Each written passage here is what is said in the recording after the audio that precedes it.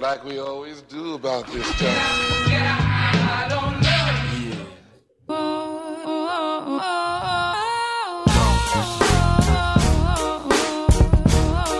It's the head nod. Yeah. What is going on, Often Wonder podcast family? It's your girl, Black Barbara Walters. Hey, it wild call, Mr. Sexy Wild Card today. What's And of course, What's up, man? What's going on? What's good? who is you? He's that nigga. Thank you guys for tuning in to another episode. We are on episode 2 of our series on sex education, sex therapy, sex, everything, anything about sex. Sex all around. Let's talk about sex, baby. Hey. Ow. I got a feeling. I got a feeling he got it. You got it. I know he got it. Let's talk about all things. Talk about things. Y'all know we have to have something to dance to. You got into. You went to a whole other world right there, Yeah, Mark. good. Cause this This is topic right dog. here. This is his topic. This is his topic. What I It'll say? do Oh, something. okay. I mean, besides cooking, you know, this only a few good things. Hence why he has 2 beautiful babies. Hence why. Well, let me tell you, I got both. He got 4. I have 0. Hey, you were busy, bro. That's why my back messed up now. Oh my gosh. Anywho, on today's episode, we have the pleasure of talking with Dr. Laurie Watson. She is here from Raleigh, North Carolina. She has a clinic here called The Awakening. And for those that are not aware, she also has her own podcast called FOREPLAY RADIO. If you have not checked it out, Check it out. please check it out. I listened to several of the Me episodes too. in the last couple of weeks, and it's just mind blowing. I thoroughly enjoyed am it. so super excited I know to I'm going to talk use with some her. of them techniques. Oh my gosh. Yeah. I love the knowledge because she gives her own personal life experience with her husband as well as, Right. you know, the educational part. So, you know, that's what this series is about. This series is about not only having fun with it, but giving you guys a lot of the educational factors that we kind of dismiss, and how to have a healthy being the key word. Right. Sex life and that kind of thing. So for those that don't know, Dr. Laurie has had 30 years of experience working with couples and individuals about love and sex. Those are 2 very different things. So please understand that they're different? Yeah, they're different. Oh, damn. That's why we have her on the That's show. why we need a doctor. That's why, okay? One of the quotes when we were reading over Dr. Laurie's bio, she says, I've never seen a couple who I didn't feel hope about their healing and happiness. The difficulties in convincing them to give up the idea that only their partner will have to change. Again, that's something important. Right. So I am so super excited. Thank you, Dr. Laurie, for tuning in with us and for clearing. Why can I never talk when we have guests? Get heavy tongue. She go. About sex. Yes. You revved up over She there. getting a little hot. I need to turn the fan on. I love it. What's up? You getting Thank revved up over there? Gosh. Thank you, Dr. Laurie, for coming on with us. We know your schedule is super, super busy, but we are so glad to have you on. If you want to go ahead and you can say hello to the people while we pull up our questions. Thank you for having me. Alexis, it's good to be here. I'm already dancing when you play the music, so I'm in it. That's what we want. We want to give you totally energy. cool. We appreciate it. But thank you. I do feel that. I think this is my gift. When I'm sitting with a couple, I kind of always see the path. I can't convince them to take the path, but I see a way that many people can be very happy. And that's important. Happiness is very important, and it definitely is happiness when it comes to, you know, sex is outside of just the physical attraction, which we'll dive into that here in just a second. Sure. This is, you know, you scheduled this one, so you know I always like to give it to you as my running back here and let you kick it off with all your questions and stuff first. So I'll let you go ahead and take the mic, Mel. Go ahead and take over. First of all, so we call you Laurie, Dr. Laurie, Miss Watson. What would you like to be called? Just call me. I'm only recently a doctor, so okay. I'm not even used to it yet. I guess my first question too is, what does a sex therapist do? Because you see it, you hear about a lot of it, but if you haven't actually been to one, you really don't know what one actually does. So what does a sex therapist do? Good question. Really good question. Thank you. Mm-hmm. So sex therapy is actually talk therapy. Okay. Even some of my friends ask me, so what do you really do? I'm like, I talk to people. That's all I do. There's no touching going on. There's no touching, Okay. no nudity. Oh, then I don't need to make an appointment. No, don't make an appointment. Jesus, no. Sorry about that. You talk about people's sexual histories, Okay. What they learn in childhood, Okay. the experiences that they've had with other partners, Okay. and what's happening in their partnership now that they maybe need a little work on, or just need to understand better so that they can have better sex. Okay. Now you said that. Now, can I see? I had other questions, but now you said that other things coming to my mind. Oh Lord. What does a healthy sex life look like? You took that question right off my sheet, didn't you? Because I want to know too. Because is it just I want to know. I just want to make sure. Okay. 'Cause I might be unhealthy. I want to know. I can answer that one more. Sure, can answer. You are unhealthy, okay? Yeah, yes. You're sir, unhealthy. Sir, getting none is unhealthy. Yes. Sir. I think that in terms of what you can have so much variety and be happy and healthy. But I think most people feel the stress when they're emotionally connected and the sex stays erotic. Not that sometimes you don't have ordinary sex. Mm-hmm. Especially in a long-term partnership, you might have a run of ordinary sex experiences. But I think overall, if you feel like it's spicy enough, right? Enough variety, enough eroticism to make you want to come back and do it again. Right. That's healthy. Okay. Okay, so let me ask you this. Because in a lot of your podcasts, you talk about with their partners. Do you see more married couples coming in, or do you see more that are in the stages, that are getting married? Or is it just, even just couples who are starting off that may come in and have those questions about building a healthy sexual experience with each other? We kind of see the gamut. Because I'm in the South, I see a lot of people who are just starting out. I see a lot of fundamentalist Christians. I see Indian couples who are in arranged marriages. So that's like the one end that's very extreme. Maybe they haven't been fully sexual or sexual at all, and they need just some basics and education about what's going to happen. And then I see old married couples who've been together literally for 40 years and they need help. They've either become sexless or they're having problems and they need to sort it out loud. And you would think after 40 years they'd have talked about everything, but it turns out people don't have much language for this. Even if they're, having regular sex, they often don't talk about it. They don't talk about what they like. They don't talk about what they experience in bed. They don't share with their partner, this is what feels good to me. This is how I like to be touched. Mm-hmm. They don't talk about their favorite way to initiate. They don't share their fantasies. They're so afraid to share those things. Like their partner will think they're a pervert or their partner will feel threatened by it. So, it runs the gamut in terms of who I see. Okay. Oh, wow. That's a very broad but diverse kind of group of people, because you wouldn't think, I wouldn't think that, those that are in the prearranged in the Indian culture that are, really worried about that, because you don't think about that with it being prearranged marriage. You look at the history of what they go through and why it's prearranged. So I never crossed sex on that boundary. Yeah. Yeah, well, I mean, you can imagine, right? Their wedding night is sometimes the first time they've been alone together, and they're supposed to do it, and their relatives pressure them to produce children. And that makes problematic. Sense. That makes a lot of sense. Wow. So let me ask you this, because I don't know how much do you get this, but what about porn? How much porn can you watch or should you watch? Or how much porn should you add into a marriage?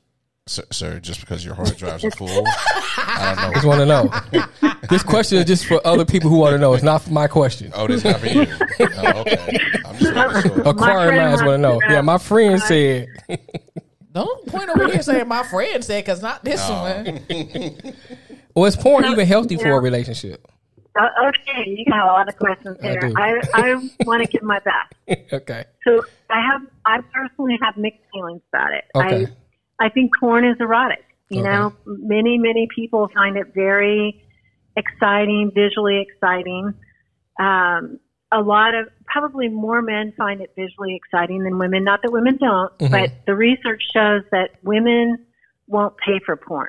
Men will pay for porn, Right. you know, for better porn or for more explicit porn. Women won't. So yeah, women will watch it, but they won't give up resource for it. Okay. So that's kind of the difference. I think that for men, it's just a physical turn on. Okay. And sometimes they want to use it to get started. They want to use it to get aroused. Sometimes they want to share with their partner. Fantasy turns me on. Right. So I understand that. I think for a lot of women, it's like, it's really hard for women to get away from the comparison. I don't look like that. I don't do that. And they don't feel as aroused by it. Maybe their body gets turned on, but their mind doesn't, because they're like, that's not how it is for me. Okay. That makes a lot You know, of sense. so they have a hard time putting themselves in that place and saying, yeah, that's really sexy. I think, you know, stereotypically women want to feel emotional connection, which is why maybe an R movie that has a storyline in it and a good sex scene works better for her to get aroused, because she's been able to feel something emotionally, Okay. you know, that culminates in a sexual experience. So I'm not the judge in terms of how much is too much. I think it's between the couple. You know, what does it do for them? What is it? Does it help? I think porn is really not a great place to learn how to be sexual. Okay. You know, it tells men, right, the bigger you are, the longer you last, that's what makes you a good lover. Right. And that is not true. So really what makes you a good lover as a man is to be attuned to your female partner. And I got to say, and I say this all the time, but only 7% of women climax with sexual intercourse. Oh, so they've been lying to me, doctor. Oh, man. Yeah, they are. They've been lying to me. They're absolutely lying to you. They've been over there hooting and hollering and calling me Big Daddy. I promise you, whenever I tell men this, they're like, no, say that again. It's true that only 7% of women, maybe a little bit more, climax with sexual intercourse. All women basically climax through clitoral stimulation. Even the ones who are climaxing with sexual intercourse, it's either that they get simultaneous clitoral stimulation or they've kind of positioned their body. They've positioned their body in a way that works.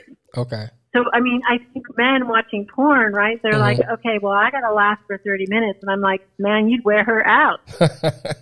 All the way. You know, that is not so good I mean, for a honestly, woman. Doctor, that's the And plan.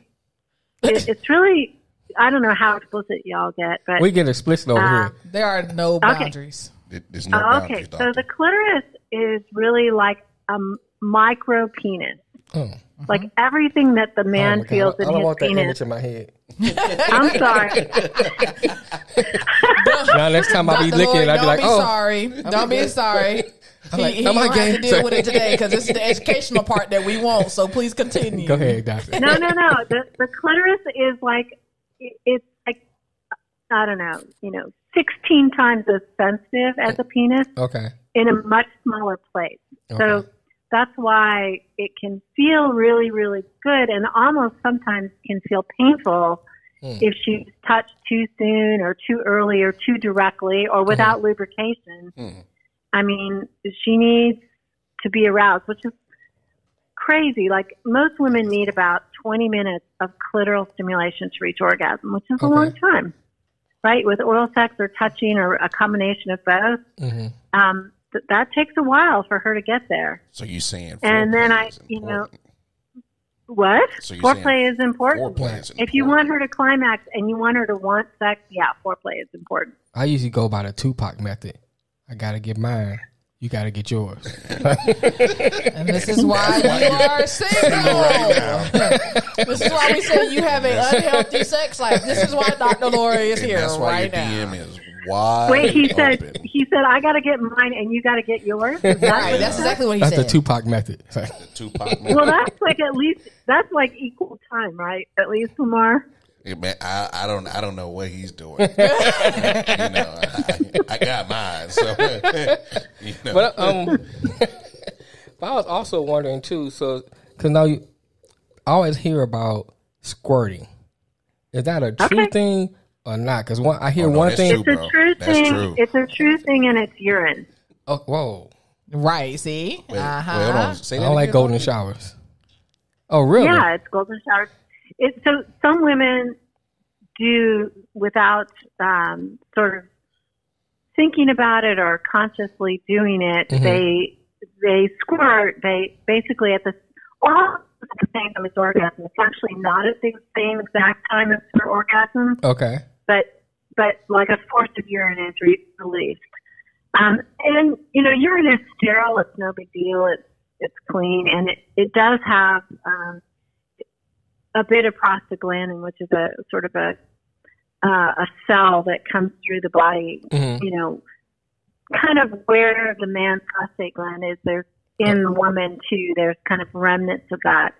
So yeah, it comes out. I think men really like it because it's a visual. Right. They're like, okay, now I can prove that she climaxed. And Right. whereas without that, I can't see it. But I got to say, some women train themselves to do it because, their partner wants it. Mhm. Women say that it doesn't feel any different than a regular orgasm. It's not really an orgasm. Oh, okay. I'm glad you cleared company. that up because I thought I was the man when that was happening. So I thought, Nope, you're Because not. I hear a lot of times people talk about it, and they made it sound like it was the ultimate orgasm, so to speak. Yeah, I thought for it lack was of the better ultimate, words. yeah. Right.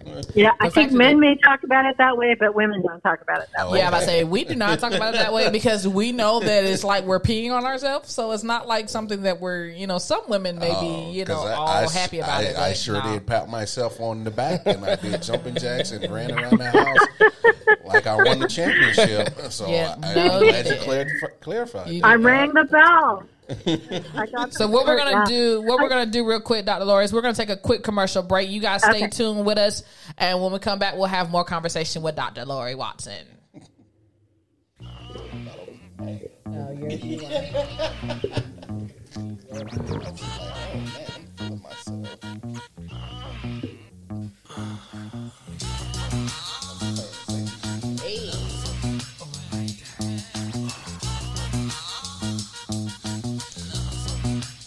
Well, we're the freaks of the industry. My man Money B. The freaks of the industry. And when you see us backstage, be prepared to G.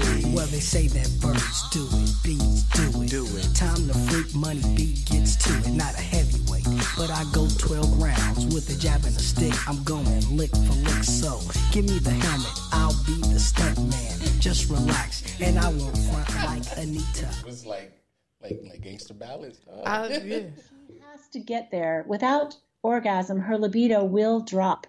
So I challenge her to know her own body, to know what works for her, and to also find a way to initiate. And I say, you're pressed on all sides. Most young women that are 32 with small children don't have enough autonomy. They have all the connection in the world with their children and with the needs of the community and with the needs of the And we are back. Thank you guys for tuning in. Those that are on Facebook Live, thank you guys for tuning in.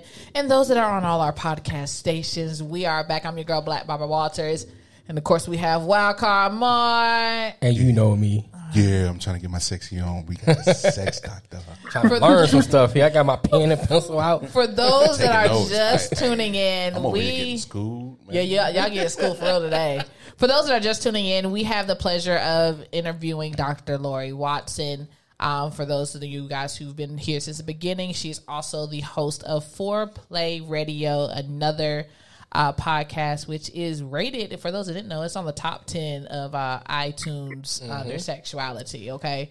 Like that's major. So, and she's actually she's family to us because she's here from North Carolina. North Carolina, you know, come on, yeah. Take your shirt off, twist it around your head, just like a helicopter. Before the break, for those that y'all have to press the replay because y'all missed some very good information. The guys kind of learned that, you know, when a woman squirts, that it's not because of them. I know. I'm over here thinking I'm the man for the last 16 years. I'm over here. Not at all. Not at all. I ain't So Dr. Laurie, you had to burst my bubble. I no, thought I that's was what the I'm man. sorry. That is why I was glad she was here because she can bust all y'all bubbles of what y'all think. But it's a good thing that you're getting your bubbles burst because there's so many different misconceptions when it comes to sex, when it comes to having a healthy sex relationship. And it's not about always being sexy. That's why I said the word sexy. Don't look at me like that. Sexy. So we're going to jump right back into the conversation. We did just play a clip from Dr. Laurie, who is also on the phone. And one of the things in the clip, and you know, I'm Dr. Laurie, one of the transparent ones when it comes to certain things. You talked about a lot about the libido and all those different things. Please break that down because I think a lot of people hear those words, they get intimidated because they're such big words or they don't have the education to understand human health so much. So can you break that down for them first, and then we can go a little deeper into from there? Sure. So, you know, your libido is kind of your sex drive. How often you fantasize about sex, think about sex, and want sex. And, you know, sometimes it's different for men and women. Men have so much testosterone in their body that they can't help but think about sex a lot. And I think for many men, sex is the way they feel deep connection. I think some men, yes, they just want to get off, so to speak, but a lot of men, it's how they experience love in the deepest way, and they initiate sex because they're trying to connect to their partner. Whereas women, because they don't have much testosterone, their body doesn't prompt them as much to have sex. They want to have sex when they feel deeper connection to their partner. So it can be, kind of a tug of war. It's like, well, talk to me, connect to me so that I want to have sex with you. And the guy is like, have sex with me so I want to open up and talk to you. And that's pretty much how I go. Typical struggle. The struggle is It is really a struggle real. because it sounds like you're saying, well, I don't want to put words in your mouth, but kind of what I got from that was, I guess women are the more emotionally. That's exactly what she's saying. Why I'm just saying? Because we are the more emotional creatures, more so during certain times. Yeah. Like we look for more than just, now don't get me wrong. I think sometimes women, we get caught up on the looks, and that's what attracts us. As a matter of fact, that was in one of the episodes that I listened to with Dr. Laurie. She even talked about, getting past the looks and getting past the things that annoy you about your partner. Right. And still finding those things that are still sexy about them, that turn you on about them. Because I'm going to tell you right now, it's not going to be sexy if you to come in and you done sweated and you sit down on the couch and you done farted, normal man things that y'all do in y'all man caves, that's not going to be sexy to me. So I had to look past that and find something that's actually going to be what keeps me attracted to you. It's funny you said that because on that same episode, Dr. Laurie, you kind of was like, your man's been working all day and he's tired, kind of. Well, maybe not jump the gun and like just throw it on him. Like, hey, give him a moment to just kind of, woosah? Yeah, woosah. Right. Let the world kind of roll off of him, and then, hey, then throw it on him. Yeah, because we over there burping and farting. Let us get that out the system, and then y'all can have it. Go ahead, be. I would give you super all the sexy. time. I would give my future. I give my future husband all the time he needs to let all that out because I don't want it in the bedroom. I don't want it. One of the questions though I did have for you, Dr. Laurie, and you talked about it, I think on the same episode that we're speaking of. You talked about some people looking for sex for security. Instead of looking for it as part of, compassion and growing and finding it an excitement part, meaning being excited about it. Yeah. Shut up, because I hear it coming out your mouth, Jamil. Let it go. You got that heavy tongue, girl. I do.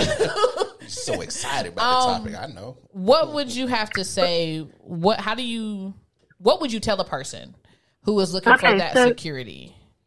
Yeah, so I mean, sex in its kind of most secure form, we like two things about it. It creates intimacy between us and our partner, and there's also sensual excitement, like pleasure and connection. But that's the goal. And sometimes people, I mean, wanting sex in a healthy relationship, there's a lot of motives that we have. I mean, sometimes we are motivated as a stress relief. Like we just need it to go to sleep. We need it to feel better. We had a bad day.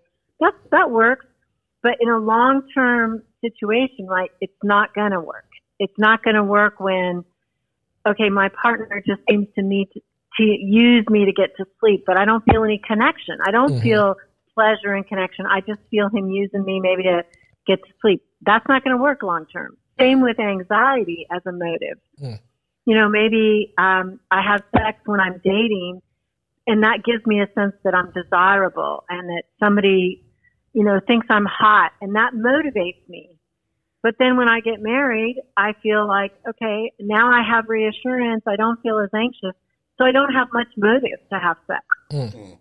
You know, I haven't sort of grown up and matured to find my own motive for genital pleasure. You know, I maybe don't think of myself that way. Right. So, I mean, all the motives can work, anxiety, or reassurance, maybe because we need stress relief or because we want to develop better intimacy or we want just to have pleasure. All of that can work in a healthy relationship. But overall, you know, I guess what I see is the most typical problem in hookup culture is the guy wants genital pleasure. He just wants to have sex to have an orgasm. And the woman wants to have sex because she wants to be reassured that she's a desirable person. But what happens in the next morning, right? The next morning he had sex that was pleasurable, so that's a win for him. But for her, because she had sex to be reassured and he doesn't call the next morning, she's no longer reassured. And so these two motives are at cross purposes, and then somebody's getting hurt. Right. Let me ask you, because I was doing some research because, you know, I want to at least make it sound like I knew what I was talking about. Keyword sound like he knew what he was talking about. Good. So I was looking. I came across this study, and it was kind of like threw me off because one study showed that it talked about masturbation. So it said, you know, masturbation can lower, and I'm not sure if I pronounced this name right, this word right, androgen receptors. Estrogen receptors in your brain. So one study was showing that if you frequent masturbation will lower those receptors in your brain. And then another study showed that overdoing it, you know, will affect the ability for those receptors to utilize testosterone. So is there a benefit to masturbation or not a benefit to masturbation? Okay. I have not seen those studies. That's not my understanding of the research, that you're going to hurt yourself with masturbation. Okay. I mean, overall, people have been masturbating forever, right? Right. Yeah. And masturbation is a part of our sexual self for men and for women. Right. 70% of all women learn how to have an orgasm through masturbation. And of course, all men essentially masturbate. I think the problems are, you know, if you're masturbating and your partner wants more sex, that means, you know, you're keeping it to yourself. That's a big problem. Right. Okay.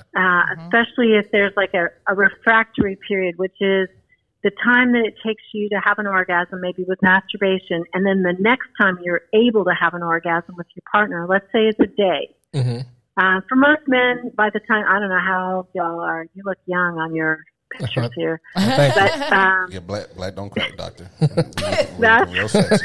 That's that black juice. To give you a more technical answer, I'm the youngest. I'm 30. Lamar is Okay. 32. Nah, I'll be 33 on Monday. That's Wow, right. That's look his at birthday that coming Monday. up. And I know I'm entering Jamel the prime.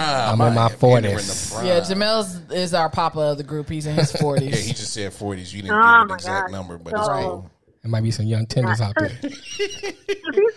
You're really young, so I don't think you have to worry too much about refractory periods, like Okay. interrupting your sex So I can life. keep stroking. Like that, you probably can, come once and come again in the morning. No big deal. Right. But for some men, I think masturbation is problematic. I think really the use of porn and masturbation is more problematic for these reasons. These are my concerns. Okay.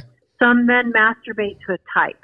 Right. They Right. like one type. When they Right. search for porn, they search for a type. Well, what if they don't marry that type? What if they Right. don't get into long-term partnership with that type? And Right. they've trained their brain to be aroused by this type, or they've trained their brain to be aroused by variety. I mean, there's this article that I read. It was called 300 Vaginas Before Breakfast. Oh, shoot. And it's like, That's a good it's breakfast. like men, they masturbate, but it's not like they climax every time they see a new picture. Right. They see one picture, they build arousal, another picture, more arousal. And then eventually it's like really the dopamine in their brain, which is a hormone, builds up to a certain extent, and then they climax. And so it's like they're training themselves to have really, really high arousal levels before they let themselves climax. And an ordinary partner experience just can't replicate that. Oh, wow. With one partner, it's really hard to have that much excitement, especially if it's a familiar partner, right? Right, You right. you have sex every day, Right. or you have sex, with only one person, let's say, or for a period of time. It's just hard to do that. So masturbation, I think, is healthy and fine.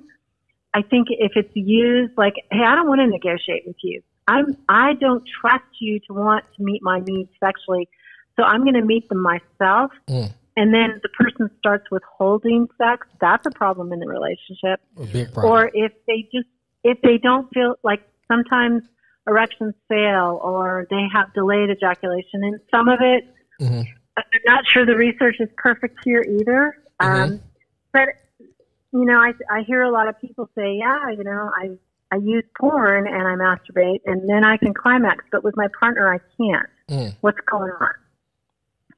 And I don't think it's, if they were just to masturbate without porn, we haven't seen this as a big problem for generations and generations. It's a new problem. Right. And porn is a generation, it's new by a generation, right? I mean, there was not internet porn when I got married. That's how old I am. Oh, wow. Yeah, Pornhub. There was saved not internet porn. I mean, lives. Got porn on my phone. so can you, right. Now we have cell phones, and B, Right. you can get porn on your phone, Right. right? So it's ever ready. It's ever available. Right. Yeah, I can say that it's like since I've been curious since 7, 8 years old. I remember flipping the little cable box and trying to catch the little Cinemax. Right. Now it's just like you It's can go to everywhere the now. Just type it computer, in. Type it in. Right. Ask Siri. Well, because I'm just saying, like the access is just so easy to get to now than Right. what it Yeah. was Yeah. just 15 years ago. So Right. It's everywhere.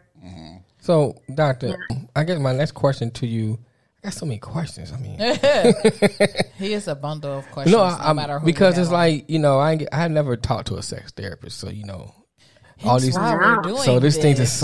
it's so fascinating to me, because my background actually is in counseling, mental health, and Neat. I was supposed to go to UCLA and I would graduate from high school and study psychology and never did. But he got stuck I here keep with going us. back and forth between the psychology, counseling, and stuff like that. So I'm fascinated by Well, it. you should do it. You should do it. I mean, we definitely need Black therapists. Like they're underrepresented as therapists, and we need that. And we need male therapists. Oh. So, man, you check both boxes. Well, I thank you. But There goes the confirmation. before I start this question, it's about time for us to come up on a break. So I don't want to get into it and have to cut you off. So we're going to go to this break right now. Okay. We'll come back. I guess you've heard of my reputation. Showing your age, man. I've had my share of fooling around. You can. I'm saying you. But everybody needs stimulation. And mine just happens to be all the time. Play small box. It's money, occupation. I mean, this ain't a bad song, but I'm thinking about it. First class psychiatry. But just once, I wanna make love without taking off my clothes. Just once, I wanna make love with somebody who really and truly knows. Contrary to rumor, chicken loves getting on it too.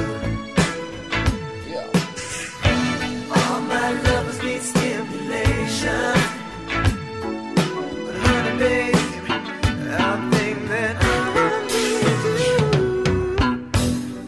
Maybe you're the kind of person. You should play some Keith Sweat, man.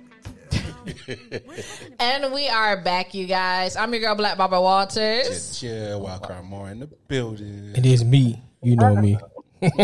And we are still joined with Dr. Laura Watson. She is of Awakening and the Foreplay podcast. I'm just overwhelmed with so much knowledge. I'm enjoying this episode. But Oh no, my feelings are still hurt because I thought I was the man. listen, you'll be all right. At least now you'll learn how to really be the man and be in tune with her. Yeah. So that's what this is I'll about. tell you a better way to be the man. Yep. See. And that's, you know what edging is? No, do No, tell. please tell. Do tell. Say more about that. Okay, so edging is when you take your partner to the edge I of know what it is. orgasm and I stop. know what it is. So basically a lot of clitoral stimulation, kind of get her going, and then take a break, and then do it again. The younger people call it edging. I used to call it baseball, which is like first, second, and third, time, and then you're out. It's like you wait. Mm-hmm. You get right to the edge of orgasm, and then you do it again, and then you do it again, and the third time you go over the edge. And that builds a really powerful orgasm for her. Oh, so that's when your cup runneth over, huh? That is when your cup runneth over. Step one. Well, As they're taking notes. yeah, I'm over here. I just typed all of that down. One Like, types, so one has this booty-ish. flamingo pen writing it down. I know. I'm About to pull the satin robe out the closet. I'm just saying this is sexual. Right. But like I was saying before we went to break, so what about premature ejaculation? So most Most common problem, right? Yes. 30% of all men have it or have had it at some point. Right. And it's also the easiest fix. How do you fix that? Okay, so premature ejaculation, I mean, you have to have kind of a partner who will work with you. Okay. And basically, it's like a man doesn't quite realize that he hits a 6 before he's at a 10. So scale of 1 to 10, his excitement gets to a 6 and he can't control it anymore. He's boom at a 10. Right. So what you want to do is you want to kind of stop before you're at a 6, like stop at a 4, which maybe seems frustrating, but some sort of stimulation, and then stop at a 4 and relax. Okay. And reduce your excitement again, and then go again to about a 4, maybe a 5. So what I tell people, first, men should do it with masturbation. Most men actually have good control with masturbation, so that seems kind of useless. But maybe with her, she starts with manual stimulation, and then he tells her, okay, I'm at a 4, stop. And he relaxes, and then goes again. Use lubrication maybe. Right. And then bring him to a 4 a few times, and then let him climax. Okay. And then you kind of progress with that to more stimulation. Try it with oral sex. Then try it with going inside her vagina but staying still. So you maybe enter but no thrusting. Okay. And you just stay there and kind of let yourself relax, and then pull out, and that's it. until you're relaxed again. Then you get another erection, go again. And that actually trains you. This is something that it takes about 6 months of this kind of training. That's what I'm sure. And then it's usually resolved for life. Okay. It is. It's training. Well, that's interesting. That's interesting. I like that. Yeah, it's easy to fix. It's really easy to fix. Okay. And I think the other thing is just in the beginning, I say, with agreement from the couple, I say, go for broke.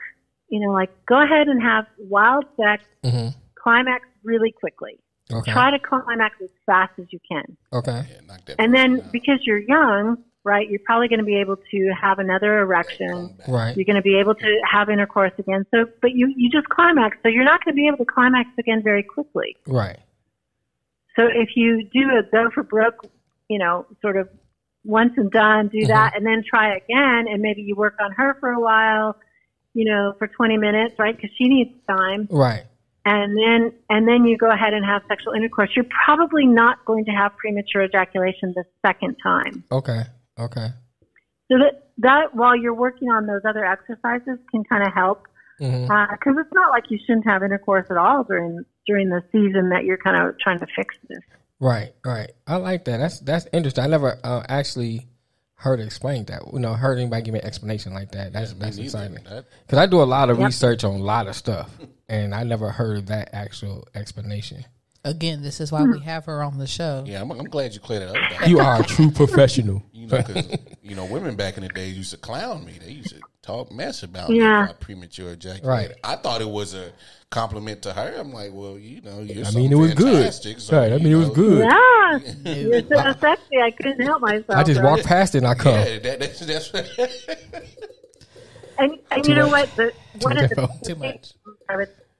The biggest problem about premature ejaculation is some men feel ashamed of it. And then they're like, oh, man, I came too quickly. And then they're mad at themselves. They feel humiliated. They get out of bed. And she's like, whoa. What about me? Yeah, Still here. Still here. So here's another one of those things that's always often talked about. What about the G spot and the A spot? Okay. Because we often wonder about that. Yeah, and talk slow so I can draw a diagram.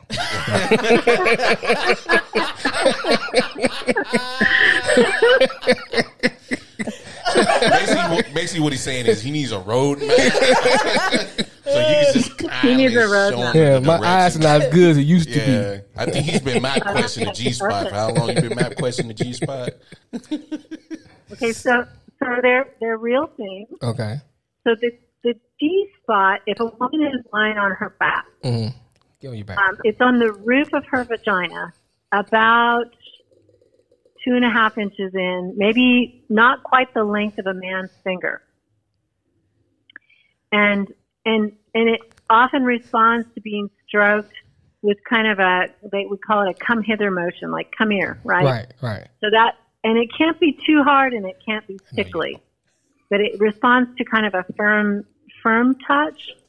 And it's basically right below her urethra, which is a cluster of nerves are right there that are actually from the legs, what we call the legs of our clitoris. The clitoris, you see the top part. Right. You don't see the legs that are in the pelvis itself. Right. And so that place is really powerful for stimulation. If she says, oh, that makes me want to go pee, you're actually in the right spot at the wrong time. Oh, wow.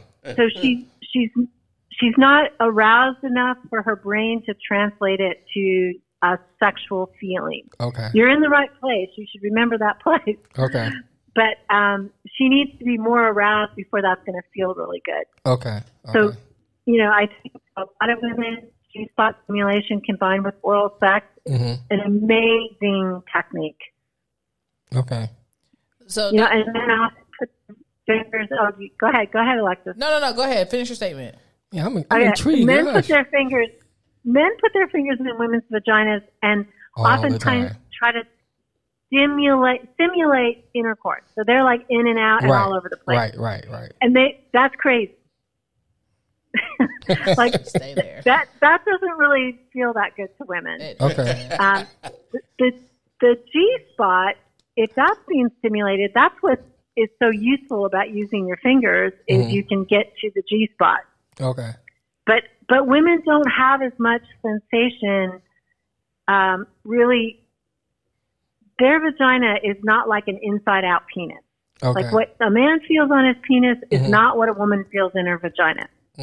So men feel friction on their penis, right? Right. And women in their vagina feel stretch. Okay.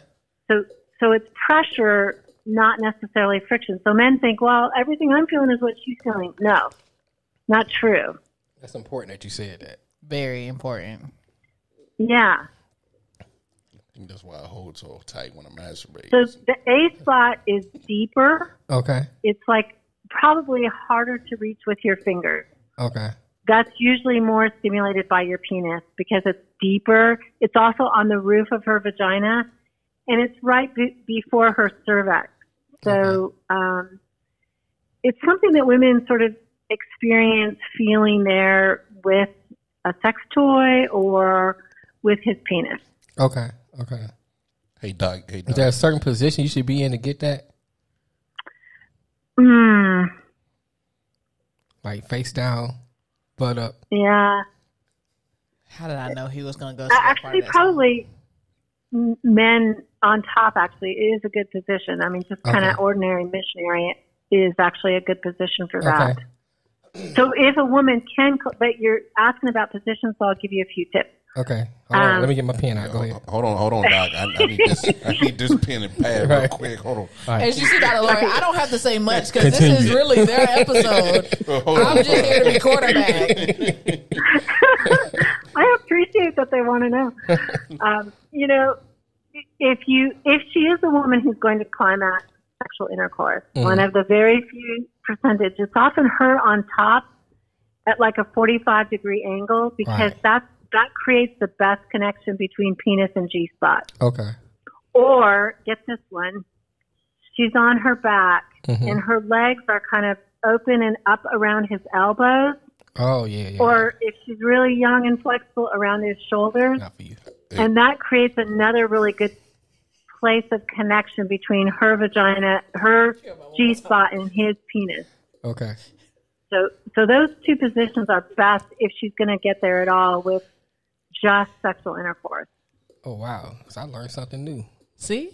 I knew about the on top, but I didn't know about the around the shoulder thing. Well, that's what happens when you old. You forget things that you probably Yeah, I would have do. tried I when forget a you lot were of young. stuff. That's why we have her here. So still- we can attempt to I'm get still you to flexible, though. get you to bring your sexy back. Wait, so what's this? Like teaching the old dog new tricks? Listen. That's what this is? No, this is enhancing the old dog's Oh, wait, enhancing the No, old you dog. said it right. Enhancing. Teaching the old dog new tricks. That's what it is. Well, go ahead. You was about to say something, Now, Lamar? Dr. Laurie, I did want to ask you this. Okay. Because unlike these two over here, I'm on the other hand, I'm one of the ones that tries to practice safe sex and make sure I don't have sex before marriage. Wait, hold on. You said try it? Boo. I am human. Okay. Oh, okay. Go ahead. I'm just making sure it did. I caught it. I My was gonna let it slide. goal, I won't go there. I didn't care if it slide. My goal is not to have sex before marriage. Go ahead. But that's not my question. How many times has that happened? It's happened plenty. Okay, Thank you so kindly. I've stick to my word. Thank you. What are some of your top reasons that you would give that drive sex out of a marriage that you find that's like one of the biggest issues outside of like all the questions they're asking as far as like positions and things? We know sex is deeper for women, especially. It's an emotional connection. Right. So what are some of the reasons that you find outside of just communication that sex kind of leaves the marriage? Yeah, I think resentment is what I call the monster under the bed. When the woman feels like she's pulling more than her fair share of the responsibility, that resentment is going to really shut her down in the bedroom. Okay. And I think that female body image is a big deal too. Like if she can't get comfortable with her body and feel good about her body, that's a big shutdown. Okay. Oh, wow. So, Doc, would you be... And I want to say one thing about saving yourself for marriage. Okay. I respect people's faith decisions for sure. I think that being really clear that when you get with somebody that you want to marry and feeling sexual attraction, letting yourself feel sexual desire. Sometimes people shut it down too hard. They shut down their sexual desire because they're trying to hold to a line. Right. And then they find that, well, then I get married and I can't turn it back on. So I would say, if you can still hold to the line that you feel is appropriate for your faith and feel sexual desire, that's kind of the best connection. Right. Hence my saying I'm still human. Well, no, I think, but I think too, like, if I'm not mistaken, more what she's alluding to is like maybe not penetration, but other stimulation, and still hold to what you believe in. Yeah, definitely. That way, you're still getting that arousal and that sexual satisfaction, but you're not, giving into your correct. Giving. Well, I'm not saying giving in, but staying true to your faith. Oh yeah, definitely, definitely agree with that. But right before we go into our next round of questions and our last kind of quarter of the episode, we're going to take a quick little commercial break. Again, I get tongue-tied. So y'all stay tuned with us. We'll be right back. Right back. I want you so bad, I can almost taste the smell of your skin.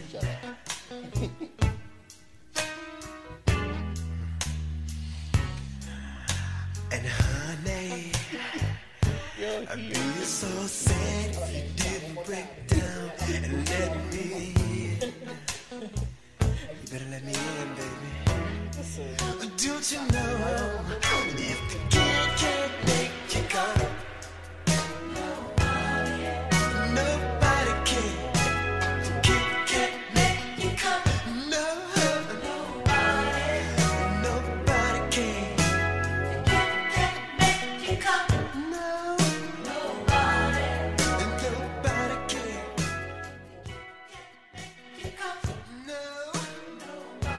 Sex and sexual attraction requires a mystery, and when we live with someone, there just isn't as much mystery anymore. And it's scary because if you lose your attraction to someone that you've committed your lifetime to, we wouldn't necessarily hook up with somebody that we're not attracted to. So the question is, should I stay hooked up with somebody that I'm not attracted to? And speaking of that, what do you do if your partner's let him or herself go? They've gained weight, or they dress sloppy, or what do you do? Make a positive request. Tell them, say, I love the way we fit together better when you're thinner. Would you please lose the weight? And we are back. That was another clip from Dr. Laurie. And we do still have her on the phone. We are intrigued by all the different, we have hit on positions. We've hit on G-spots, thanks to the guys, as they have a notebook full now of ways to please. I know. I'm about to turn into the sex god. I have a feeling that Wildcard Mars is about to have baby number 3. Nah. I mean, I'm going to try not to make baby number 3. Well, as long as I don't use these new found techniques that I just learned with some tequila, I'll be all right. Well, just let me know when I'm going to be an auntie. Thanks. Appreciate it the most. I did want to ask you a little bit, Dr. Laurie, about your book, Wanting Sex Again, and how to rediscover your desire and heal a sexless marriage. Please tell us a little bit about that book. What prompted you to write that book? Where can they find the book? Just give us all the information on the book. Oh, thank you. Get your plug on. Certainly. Yeah, it's on Amazon. It's wherever books are sold, Wanting Sex Again. And I wrote it really because I would lecture here at North Carolina, and seemingly people thought my information was so startling and brand new, and I'm like, wow, I say this every day. It's something brand new to me. But, writing it down and helping people think about the different dilemmas to get into. Yeah, basically, every chapter is kind of a story, so it's an easy read. It's not technical. And I talk about things like what people should think about when they get together, like, how to negotiate, who went when, why, like, who's going to initiate in bed? How often are we going to do it? What's our best time of day? Right. People just don't talk about those things. And then I go through sections where what are typical shutdowns, you know, like maybe they feel uncomfortable performing oral sex, or there's a chore war, you know, one person feels like they're doing too much. How do they negotiate that so it, you know, gets the conflict out of the bedroom? Or menopause. And, you know, and sometimes when the lack of desire really means you are not a good partner for me. Mm. That sounds like an interesting book. I might have to get that. I might have to get that just for future reference. Aw, thank you. But we'll have to get ready to wrap it up because I know you got a patient too. Sure. I just wanted to ask too. I know there's another thing that comes up a lot is what is your professional opinion on anal sex? Is it good? I knew he was gonna go Is there. it healthy? Is it not healthy? Is it pleasurable? Okay, so statistically, like about 2% of women like it. Oh, now, really? That's think all? yeah. So porn currently has a trend that shows anal sex about 50% of the time. Okay. So it's showing a lot more anal sex than maybe what women find pleasurable. Some women do find it pleasurable. Okay. And it's really a process. It's not a one-night event. They need to work up to it. They need a lot of lubrication. But the idea that women orgasm from anal sex is not true. Oh, wow. I mean, think about how few women orgasm with vaginal sex. Mm-hmm. And now you're another hole away. That part. Right? That's a T-shirt, Doc. That's a T-shirt. Yeah. You're another hole away. Yeah, you might want to get that copywritten, Doc. Go ahead and somebody put on a get T-shirt. the rights to that. It was said here first, so I often wonder. So don't y'all try to jack her T-shirt for her next brand, all right? But that's interesting because I did not know that. You know, because I came across a few women that liked it. So I'm thinking like I must have hit the 2%. Exactly what you hit was that 2%. Yeah, you know, you might have. And I think some women maybe like the different, more taboo aspect. I think men like the different taboo aspect of it, not necessarily because of the particular feel. I think a lot of women, when they first experience it, it's painful, right? Because they have to learn to relax those sphincters, and it's tough. You know, and men like anal penetration too, just for the record. And it doesn't mean anything about your gender orientation. Men actually have the prostate gland that can be reached from the anus through the rectum. So actually for them, they probably have more positive sensation than women do, because women have kind of a crook in their anus. So it's more difficult for them to enjoy it and feel pleasure. Whereas men, their anus is straight. And again, this is not about homosexuality. This is just anatomy. Okay. Yeah, because, you know, we went straight to homosexuality. They forgot we went this was straight also there. an educational purpose type of show, so they just went straight. No. All men, straight and gay, have a prostate gland, which can feel awesome when it's stimulated. Yeah, I had that test. It didn't feel awesome. I mean, I haven't got my prostate checked, so I'm not looking forward to it. I'm going to use you to. Yeah, because I'm not good with doctors. Please do. Yeah, that's going to be another episode right there, men and doctors. Yeah, right. I'm not good with doctors. Oh, my gosh. I know. But yeah, trying to get a man I got an exit only. It is. That's another episode we're gonna do too. Health with men, health in general, men's health altogether. But yeah, before we let you go, I just want to just bring up the fact that we enjoy having you here. We are very educational. You know, we like to have fun too, but I know. Yeah. In all seriousness, you know, we did enjoy the stuff that you brought up. But one more thing I wanted to say, because it kind of hit on what Alexis said in kind of one of your podcasts. It was about the 49-year-old virgin. Ooh, I don't think I heard that. And that right there was kind of blew my mind. And I think I can't remember exactly what you were saying. I might have to paraphrase it, and you can kind of elaborate. But you was kind of alluding to what you were saying, Alexis, too, about different ways to stimulate yourself outside of, violating your faith. But I think for me, I think it's how is it that, because I know you have mentioned that same episode about not being able to be penetrated. Mm-hmm. So how does that happen? Because for me, I'm thinking like it's a hole, you should be able to go in there. I mean, that's the way I can say it. I'm not trying to be crude. Yeah. So you just see hoes and say, "I got to go in there." Is that no, that's not what I'm saying. But I'm saying, how is it that just clean this up, bro? Because right now you are not making any sense. But how does it get closed up? I guess I would say. I don't know how to say it. Yeah. Is there water comes up? You're talking, first of all, I would say a 49-year-old virgin, and I don't think I was as clear as I really wanted to be on that podcast. Well, here's your chance. And I mean, there's the rigidity, right? If you've kept yourself from having sex for 49 years, there's so much anxiety there about giving yourself to a person, right? Being intimate. I mean, there's problems there.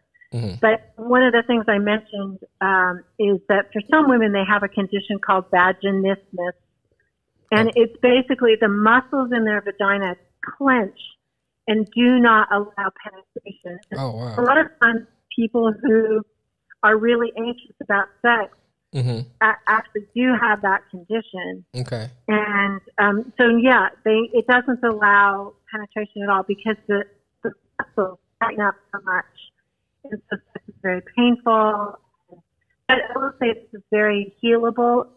We can cure that, but it's a psychological condition of anxiety that impacts their body. Okay.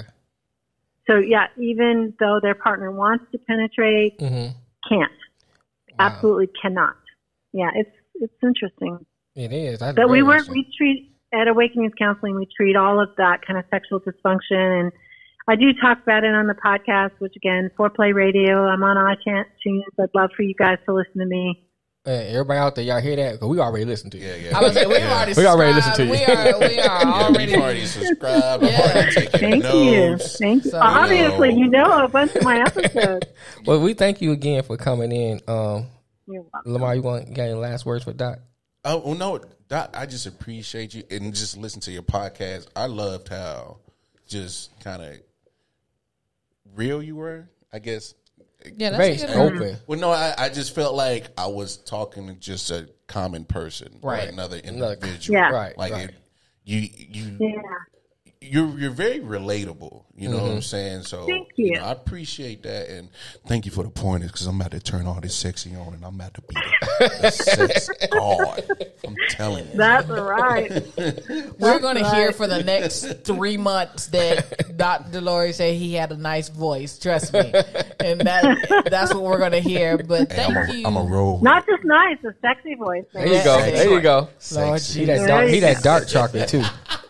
Thank you so much. We know that you have a super busy schedule, so we are more than appreciative that you cleared an hour out of your time to sit down with us and to be a guest on our show. Right.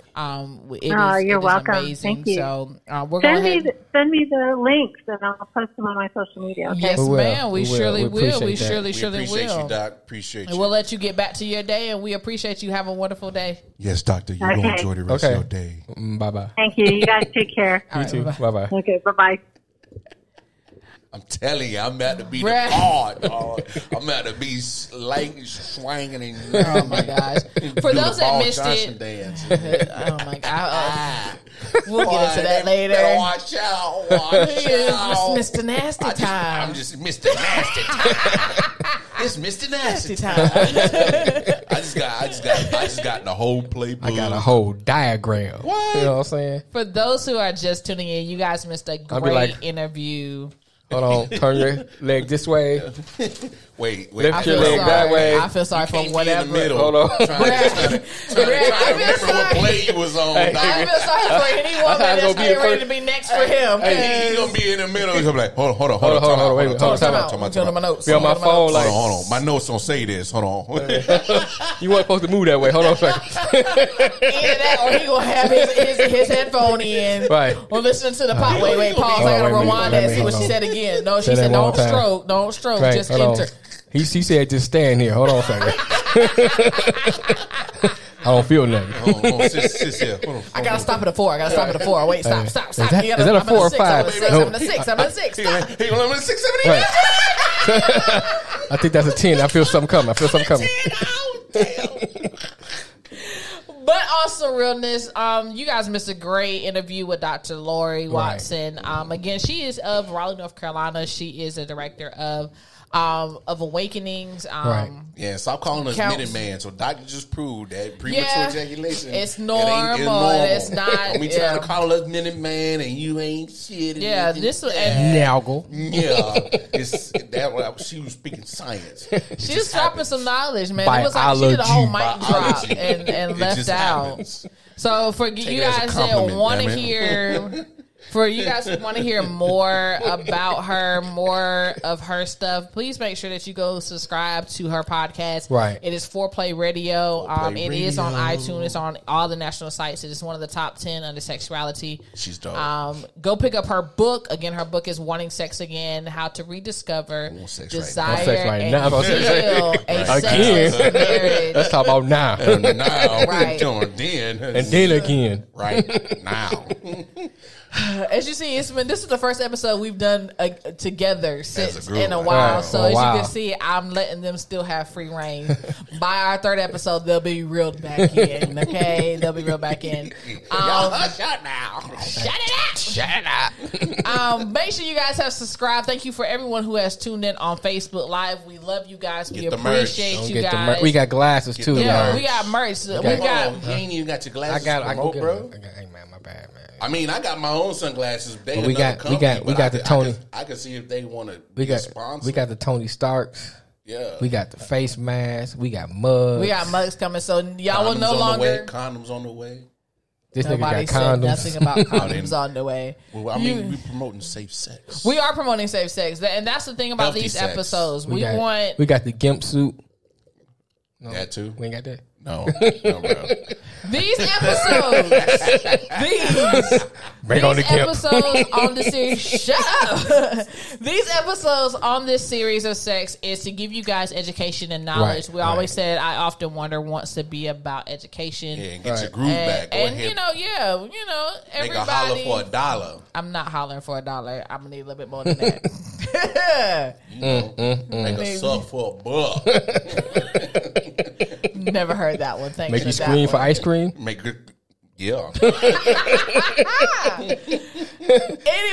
I'm gonna wrap up before these two go on a tangent because I already see it. I'm trying to get my shit sucked from behind. I ain't never had that. I'm trying to see how that feels. If you don't know what movie that's from, I'm trying to see what that feel like. Please don't even if you don't know what movie that's from. Trying to see what that be like. She said she don't tell me one man. I have a I'm trying to see what that feel like. I have a feeling that I'm gonna be an auntie in the next 9 months between one of these two right here. I ain't got to worry about that. His DMs is wide open. We might be 2 or 3 aunties. Oh my gosh, his DMs are wide open. Lamar's are not. I'm dropping these off. Hey, I'm dropping this off like Santa Claus. Yours are refined. Yeah, mine's are refined. One for you, one for you, one for you. When y'all see us doing an episode every day, it's not for our pockets, it's for his. You gonna be seeing me up here like, hold on. Whole episode burping. Sit down, nigga, sit down. Have baby kids in the background. Yeah, come on, people, no babies. I probably It's all the doctor's fault. It's all the doctor's fault. One of them. She should have told me. I'm gonna call your mama tonight and tell her, listen, please talk to your son. I'm Trying gonna to pray pump right and now. dump. Right, you know what I'm saying? Pump and dump. I cannot. Skeet and skedaddle.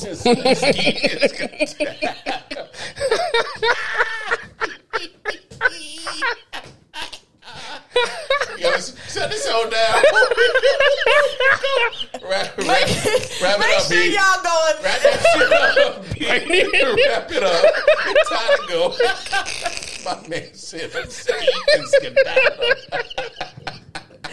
Make sure y'all go and subscribe to everything. Make sure you are part of our Patreon page. Make sure you are on our website at oftenwonder19.com. Y'all, I'm done for the day. It's your girl Black Mama Watchers. We got Wild Carmar and that fool of a nigga right here. That nigga Mel. Till next time, y'all. We love y'all. Press the finish button on the live, bro.